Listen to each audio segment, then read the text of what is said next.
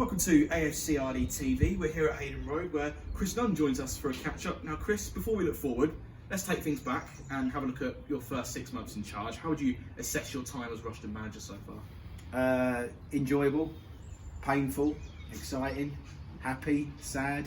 All the emotions that you expect to have going into a club like Rushden. It was very difficult at the beginning, I'm not going to lie, but I thought the longer the season went on, the better we got.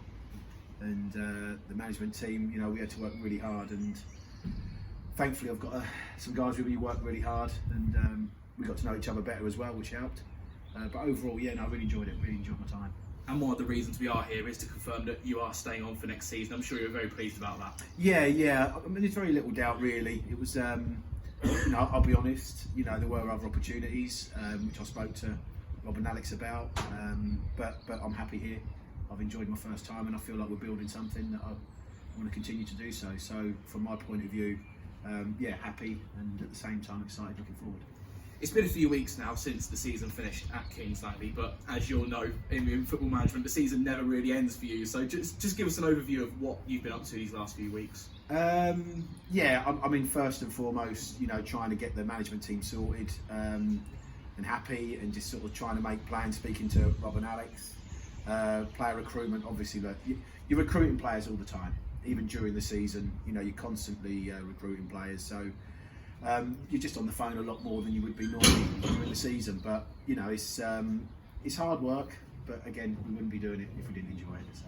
Yeah, you touched on recruitment there. You're obviously working very hard in the background as you continue to build your squad for next season. I'm sure we can expect lots of comings and goings over the summer. How's that process coming along at the moment? Yeah, I mean, look, it's such early days, and the word committed is something that you hear a lot in non-league football. But we'll wait until the ink is dried on any paperwork. But the important thing is that for me, it's more about the environment that we're trying to create, and we did create last year, and that's a big thing for me, probably more than player recruitment. We've got to set the right environment, make sure we do things right, and the rest of it will fall into place. And looking ahead to pre-season then, your first pre-season with the club, what does a typical Chris Nunn pre-season look like? Because some managers like to have very few games, some like to have quite a lot of games. How would you stand on that? It's a little bit different for me. Obviously, you normally have your home games, whereas obviously with ground sharing, and that causes probably one or two problems that I'm not used to having. But overall, I think the key thing is going to be I like to have a lot of games. I like to have 8 or 9 games because I feel that's how long it takes for you to, sort of have a look at everybody fairly. And then generally the rest of it again is like building the right environment, the right atmosphere. I like to get some bonding sessions in there, so we'll have a day somewhere, we'll have a couple of drinks, maybe go racing or watch a football match or do something together. But it is going to be about bonding and hopefully trying to create a really good team spirit, a real good work ethic. What we had at the end of last season, really, I'm going to try and improve on that and carry on into next year. Are there any updates in terms of the schedule itself and who we might be playing against, or is that still in the works at the moment? I think there's one or two issues. There are some games that are organised, but we've just got to be conscious we don't know what league we're in yet. So we've arranged 1 or 2 friendlies with teams that will definitely be cancelled depending on what league we go into. So I think at the moment it's probably wait and see. When we know what league we're in, the friendlies will be announced in due course. But there's some good games in there, we know for sure, and we'll be looking for some like local derbies as well, especially against some Step 5 teams in the local area. Some really good competitive games there to be had, in my opinion. So looking forward to some of them.